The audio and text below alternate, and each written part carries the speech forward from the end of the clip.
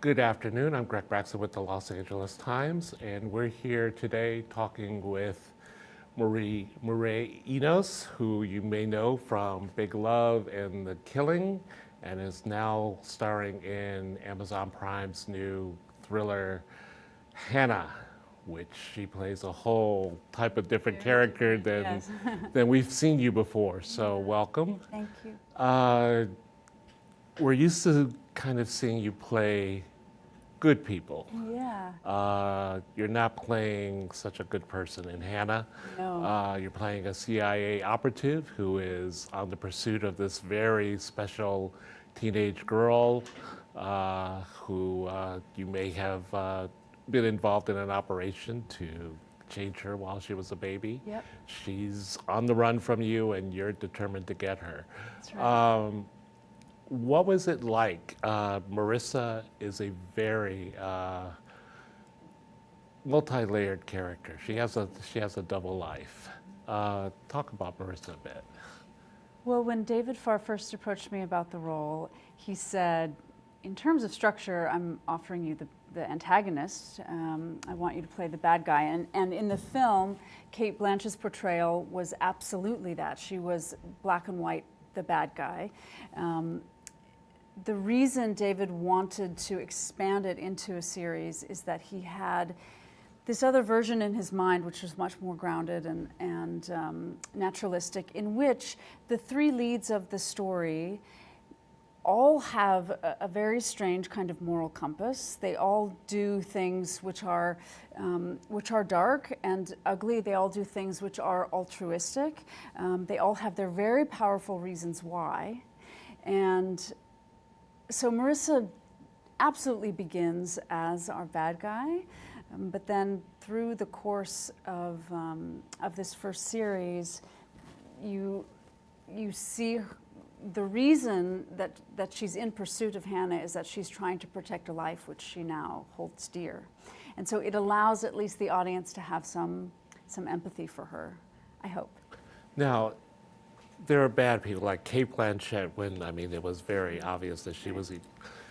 You play evil in a whole different way. It's almost snake-like because one of your weapons, I think, is your smile. Very compelling, beguiling smile, but that smile's hiding so much. What was part of your preparation in just sort of getting in the head of this person and how she conveys her agenda? Well, I'm 5'2", so there's a limit to how much I can do with brute force. And so in thinking about people who are powerful in different arenas and the different tools that are at their disposal, it seems like a woman like this, working as a spy, needs to be an incredible liar, and she needs to have a lot of cunning and a lot of grace to win people over. And of course, she has physical strength as well. She has that in her back pocket, but it's not what she leads with, which I think makes her feel even more dangerous. Is that fun? Is that fun? It's so fun. It's so fun. And in fact, it was a gift that one of the directors gave me. I have been thinking about it a lot anyway, but John Jones, who shot our second block, so he shot episodes 3 and 4, he said to me at one point, if you smile at me, I'll give you anything you want. And it was just, it was an affirmation that I was on the right trajectory with her, that was a tool I could use. So is it just, it's not only her kindness, but her sexuality that she's also using? Absolutely. When we meet her originally, 15 years before, she was much more of an adrenaline junkie. I think she was a much more kind of like visceral animal person. And then over the course of these 15 years, she has evolved. She's become a woman in her 40s. You know, she's graceful. She's been living in Paris instead of in the woods of wherever she was, Poland. So she's become more refined, but that animal aspect to her is still underneath and driving her. So it's fun to play with when the grace is in the forefront and when the animal is in the forefront. And she has this double life because she also has a very normal family life, which she's trying to maintain. Yeah. It gets more difficult as She's a this very gets... reasonable boyfriend. She's a very cute stepson. and she lies to both of them every day of her life, every day. So you're playing a character with so many secrets. Is that fun for you to play? It is. I mean, I'm always fascinated by the idea of what a secret does to a person. And the darker the secret, the more secrets, the more complicated it is living with that.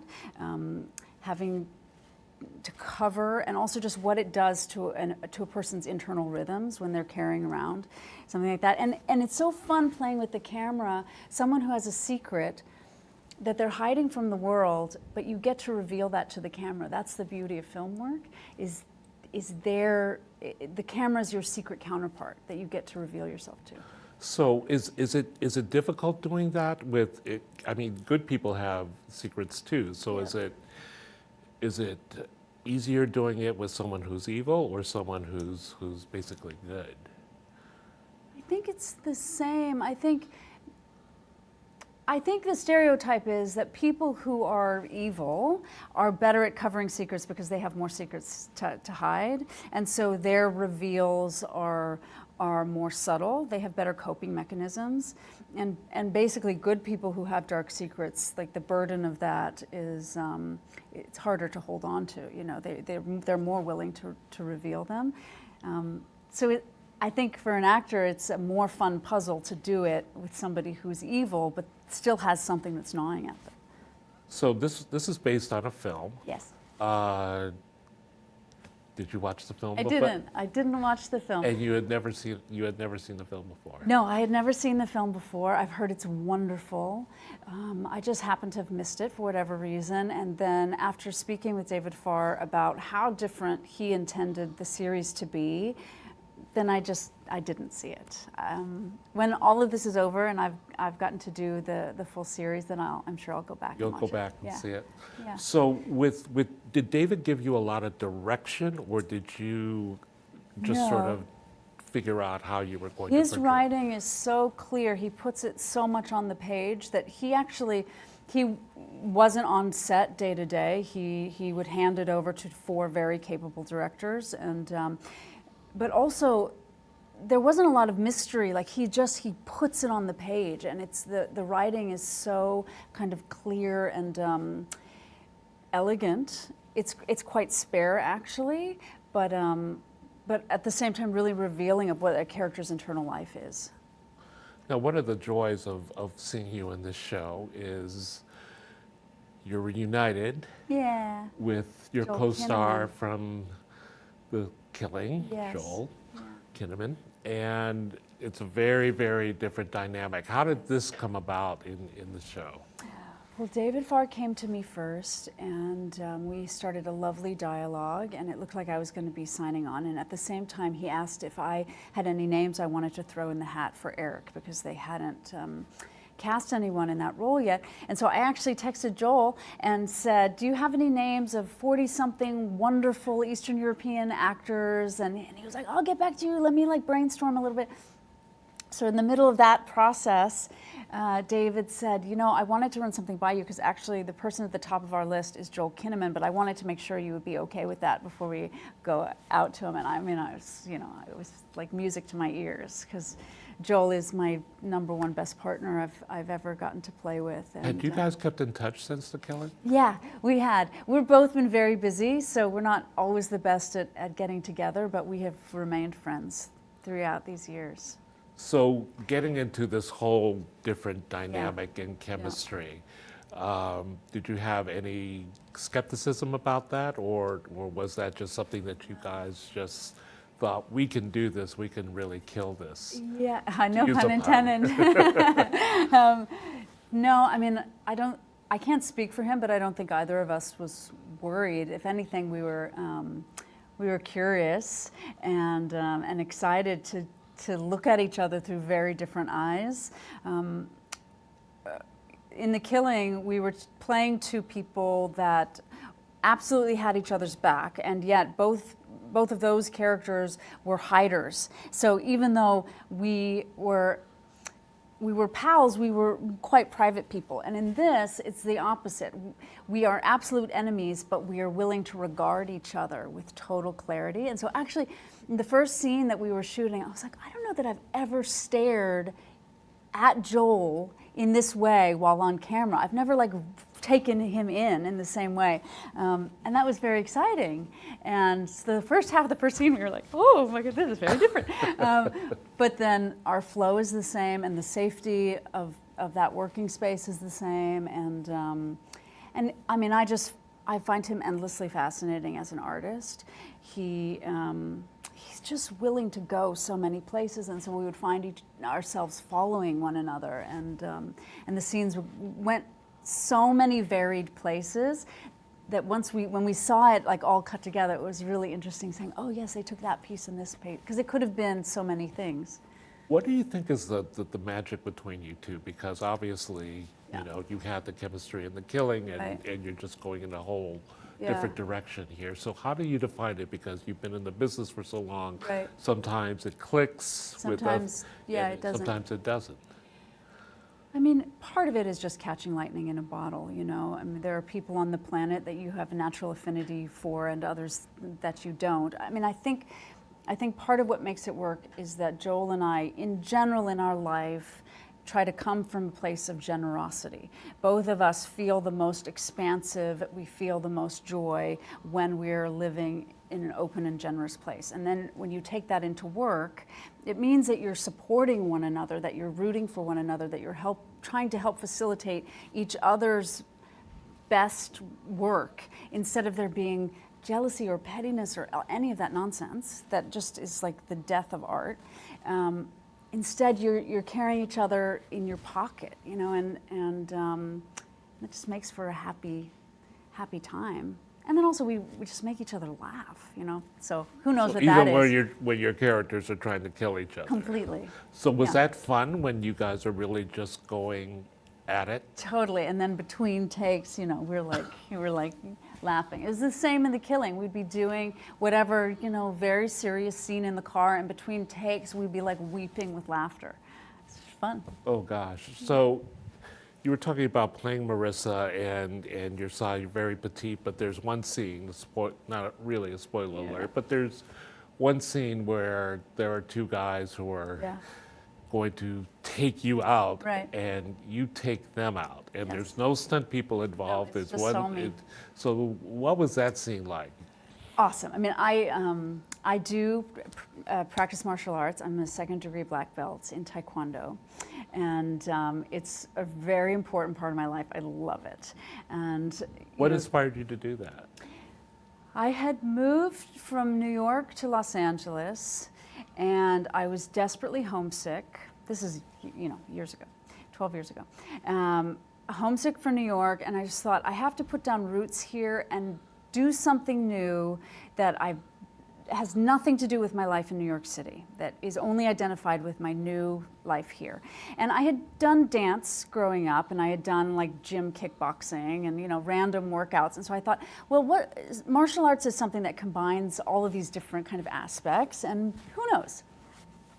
So I looked up 3 places that were near my house, and one was like a hovel, and one was closed. And then I walked into this beautiful, elegant space, open space with fountains running, and this elegant Korean man in his uniform that said, "How can I help you?"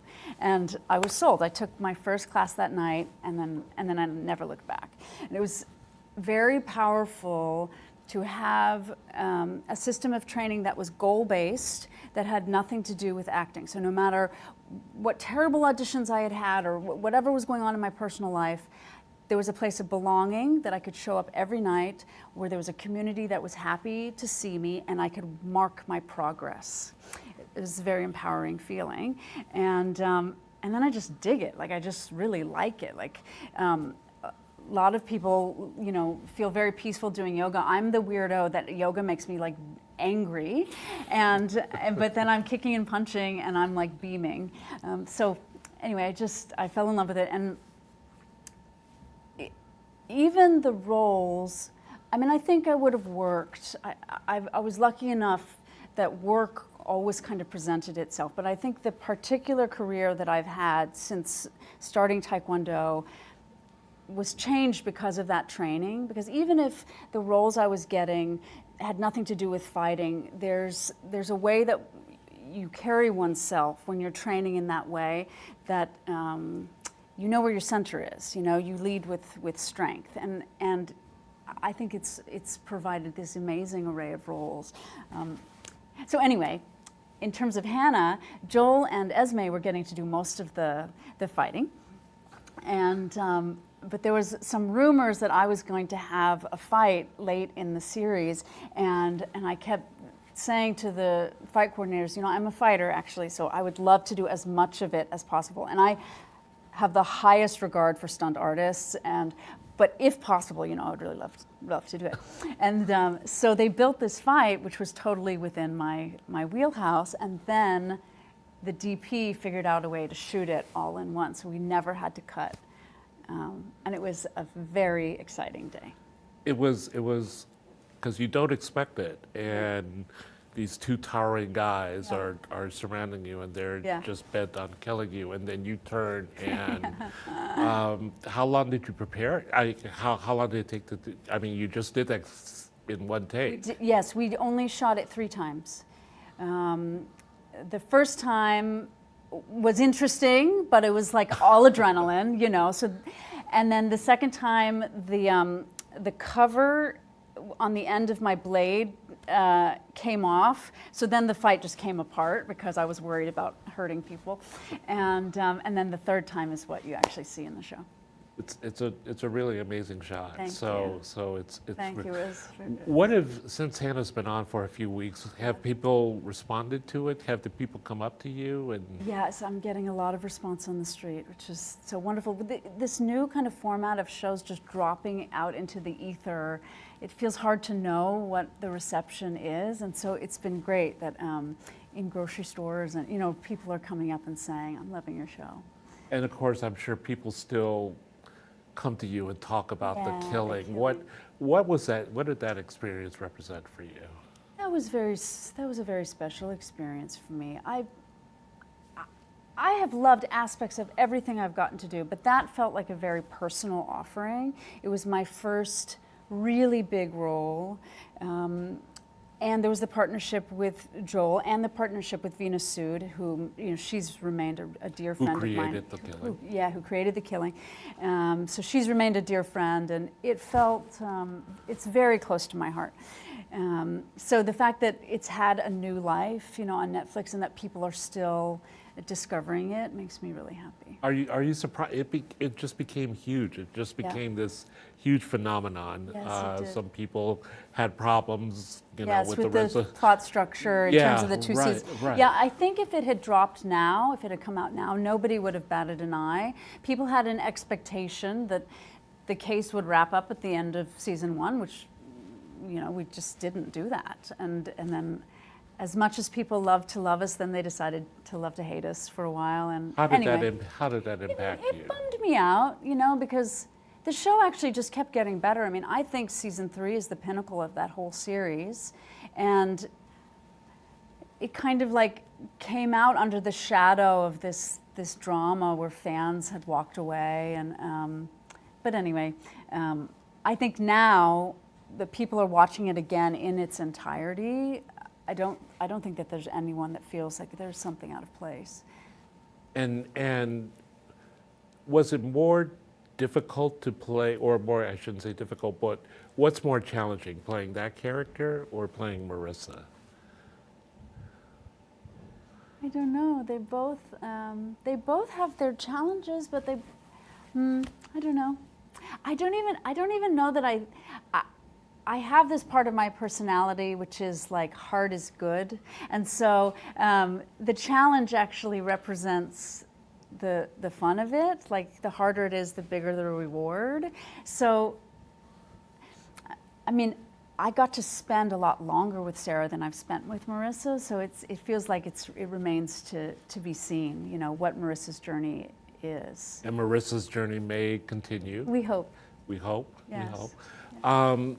we have something called the lightning round, in which I also want to ask you some Okay. other Okay. questions. I'm These are really the bad at things These like are the this. gotcha questions that I Okay. warned you about. I'm going to be terrible. I just.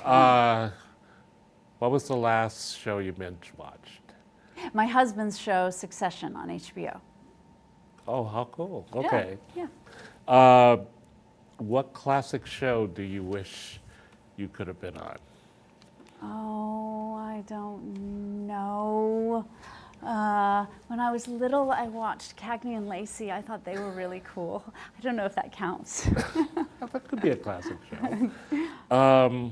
What was your first acting job, and what have you learned about the craft since then? I mean, my very first or my first important? Let's say first important. First important job, my first really important job was a Tom Stoppard play on Broadway with Bobby Leonard and Richard Easton, and I was the only girl in a cast of like 25 men. And listening to Tom Stoppard, this was at Lincoln Center in New York City, and Tom Stoppard came in and he educated us on the world of the play. And I think it taught me how important the narrative is. If you don't have the story on the page, there's very little you can do. Story is everything. And I think that learning that then has really like marked the projects that I've chosen. Everything. Okay, so that was your first job. What was your worst job? Not just in acting, but just your My worst job ever? Yes.